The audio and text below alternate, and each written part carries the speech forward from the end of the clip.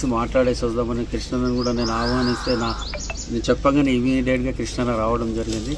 కాబట్టి ఈ హైడ్రా అనేటోడు కూలగొట్ట వాడు చేయాల్సింది ముఖ్య పని ఏంటంటే, వాడు ఎక్కడైతే కుంటలు చెరువులు శిఖములు ఉంటాయో అక్కడ ఎఫ్టీఎల్ ల్యాండ్ అనేది వాడు ఫిక్స్ చేయాలి, బఫర్ జోన్ ఫిక్స్ చేయాలి.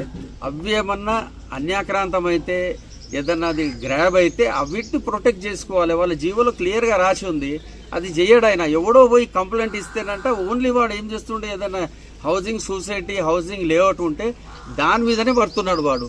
ఎందుకంటే దాంట్లో లావాదేవీలు నడిస్తే వానికి డబ్బులు వస్తాయి, అన్ని విధాల్లో మళ్ళీ వాళ్ళు మూటలు తయారు చేసి పైకి పంపించవచ్చు అనే లోఫర్ గ్యాంగు ఈ అవరా గ్యాంగు రెండు కలిసినాయి. ఈ రంగనాథ్ అనేటోడు అన్నీ నాకే తెలుసు అంటాడు. రజనీకాంత్ టీవీ9 సోదరుడు ఉన్నాడు ఇక్కడ. రజనీకాంత్ టీవీ9 సోదరుడు మొన్న ఇంటర్వ్యూ చేసిండు, చాలా మంచి ఇంటర్వ్యూ చేసిండు రంగనాథ్కు. రంగనాథ్ చెప్పిన అన్ని అబద్ధాలు అనేది అది జనాలకు తెలిసిపోయింది, అది అందరికి తెలిసిపోయింది. అందులో ఆయన ఏమంటాడు, ఒక బ్రజేష్ కుమార్ది ఒకటి వర్జాటి ఆ జడ్జిమెంట్ ఉంటే నోటీస్ ఇవ్వద్దు, ఏది ఇవ్వకుండా మేము తీసుకుపోతాం. నా జడ్జిమెంట్ కూడా మీకు ఆల్రెడీ ఇంతకుముందు చూపించినా మళ్ళీ మీకు చూపిస్తా, అందులో క్లియర్ ఉంది. నువ్వు ఏది చేయాలన్నా నోటీస్ ఇవ్వకుండా డ్యూ ప్రాసెస్ ఆఫ్ లా చేయకుండా చేయడానికి లేదనేది క్లియర్ జడ్జిమెంట్ ఉంది. రజనీకాంత్ అడిగిండు కూడా, నీళ్ళే శిఖం భూమిలో కట్టిన ఆ రోజుల్లో అంటే 40 ఏళ్ల కింద మా నాన్న కట్టిండని తప్పించుకుంటాడు. మళ్ళీ అసదుద్దీన్ ఓవైసీది, అక్బరుద్దీన్ ఓవైసీది ఫాతిమా కాలేజ్ ఉంది, ఆ ఫాతిమా కాలేజ్ని కూలగొట్టమనండి చెరువు నడుమ కట్టిండు ఆయన. ఏమనంటే వాళ్ళ దగ్గర పోనీ చేత కాదు, మనలాంటి వాళ్ళ దగ్గరికి రావడము. మేము ప్రజలారా, మీరు సోదరులారా, మీరు ఏం భయపడొద్దు. వాళ్ళకు మీ మీద కేసు చేసే పవర్స్ ఐపీసీలో కానీ సిపిసిలో కానీ ఎక్కడ రాసి లేదు. ఇంకోటి మీ మీద కేసు అవుతుంది, ఎఫ్ఐఆర్ అవుతుంది, తీసుకొని పోయి లోపలేస్తారన్న భయంలో ఉన్నారు మీరు.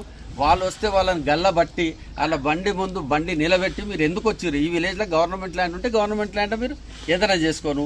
చిక్కం చెరువులేమన్నా అన్యాక్రాంతం అయితే అక్కడ పోయి నువ్వు చిక్కం చెరువులలో పోయి నువ్వు నీ బోడై నీ కెమెరాలు పెట్టు, నువ్వు ఆడ కూర్చొని చూడు. 9th ఫ్లోర్లో 7th ఫ్లోర్లో ఏడు ఉన్న బుద్ధ భవన్లో కూర్చొని చూడు. నీకు వద్దని ఎవడన్నా ఆపుతున్నాడా?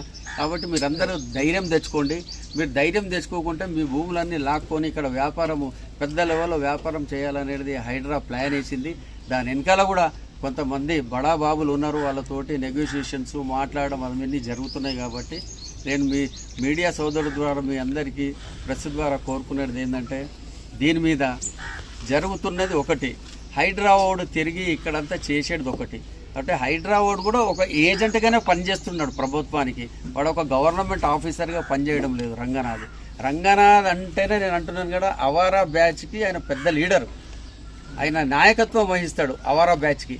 ఆయన ఏ పోస్టింగ్లు ఉన్నా కూడా, ఇంకోటి జీవోలు ఉన్నది, నువ్వు నాన్ క్యాడర్ నుంచి వచ్చిన ఐపీఎస్ ఆఫీసర్ని ఈ హైడ్రా దాంట్లో ఈ జీవో 99లో అపాయింట్ చేయడానికి కమిషనర్ లేదు. డైరెక్ట్ ఐపీఎస్ డైరెక్ట్ ఐఏఎస్ ఆఫీసర్ని అపాయింట్ చేయాలి అని క్లియర్గా రాస్తుంది.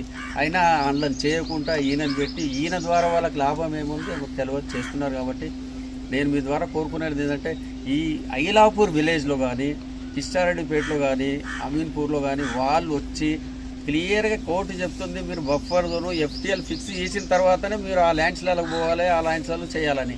అది ఫిక్స్ చేయడం లేదు, అది ఇల్లీగల్గా చేసుకుంటూ భూములకు వచ్చేసి ఇది మేము సివిల్ కోర్ట్ పవర్స్ ఉన్నాయి, మాకు హైకోర్టు ఏం చేయదు, హైకోర్టు జడ్జిలు మాకు ఎప్పుడు చివాట్లో వేస్తుంటారు, మొట్టకాయలు వేస్తుంటారు, మేము చేసేది చేస్తాము, మాకు సివిల్ కోర్ట్ పవర్స్ ఉన్నాయి, మేము ఇట్లనే చేస్తాము, కేసులు బుక్ చేస్తాము, మేము ల్యాండ్లన్నీ లాక్కుంటాము, బోర్డులు వేస్తాము, ఫెన్సింగ్ వేస్తామన్నారు. వాళ్ళకి ఎలాంటి రైట్ లేదు, అగ్రికల్చర్ చేయనీయడం లేదు. ల్యాండ్స్ ఎక్కడైనా అగ్రికల్చర్ రైతు చేస్తున్నాడంటే, ట్రాక్టర్ నడిపిస్తున్నాడంటే వచ్చి ఆపేస్తారు, మీరు ఇది నడిపియొద్దు. ఏముంది చెప్పు అంటే, కోర్టులో కేసు ఉంది, మేము కొట్లాడుతున్నాము అంటే లేదు ఒక సొసైటీ ద్వారా మాకు కంప్లైంట్ వచ్చిందని అంటారు. నా మీద కూడా కంప్లైంట్ వచ్చిందంటే ఆర్టీఐ కింద నేను కంప్లైంట్ కాపీ అప్లై చేసి ఇవ్వకుంటే హైకోర్టులో వాళ్ళు కౌంటర్లు వేస్తే ఆ కౌంటర్ తీసుకొని చూస్తే నా మీద కంప్లైంట్ లేదు. ఎలాంటి కంప్లైంట్స్ ఐలాపూర్ దాని మీద ఎక్కడ లేవు.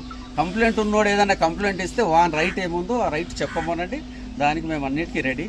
కోర్టులో కేసు అయ్యేంత వరకు రిట్ అప్పీల్ పెండింగ్ ఉంది డివిజన్ బెంచ్లో, అది అయ్యేంత వరకు ఈ ల్యాండ్స్ డిసైడ్ అనేది కోర్టు చేయాలి, రంగనాథ్ కాదు, ఈ ప్రభుత్వం కాదు అనేది